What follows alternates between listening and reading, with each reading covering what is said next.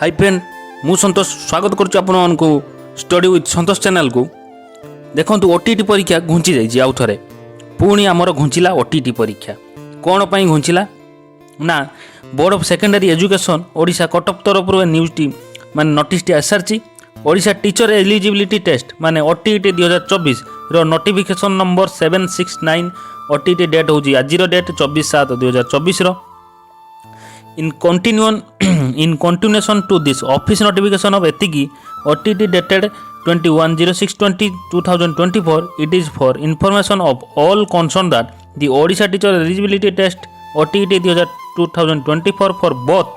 categories both paper 1 and paper 2 of candidates scheduled to be held on 9/8/2024 जे 9 तारिख रे होबा को थिला हेडा घुंची जाई कि रीशेड्यूल हेजी केते तारिख ना आमर रीशेड्यूल होती केते तारीख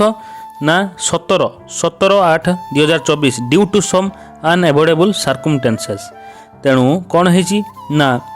ओटीटी परीक्षा घुंची जाइए तेरे प्रिपरेशन जी थिला टिके बढ़ातु किंतु जो थर ओटीटी एग्जाम बाहर डेट्रे फास्ट डेट्रे हो ना तेणु सरकार प्रोब्लेम ना कौन प्रोब्लेम आम कौन करवा ना पाठ पढ़ा किंतु ठीक टाइम चाकरी पाइपर ना। देखु ये नोटिफिकेशन आसारची तेबे आउरी पुणी केते घुंचीब न घुंचीब आमर भरोसा जुटू ना जे परीक्षा दवा चाकरी करिया। तेणु पढ़ा चली जारी रख ज्ञान आहरण कर। Thank you.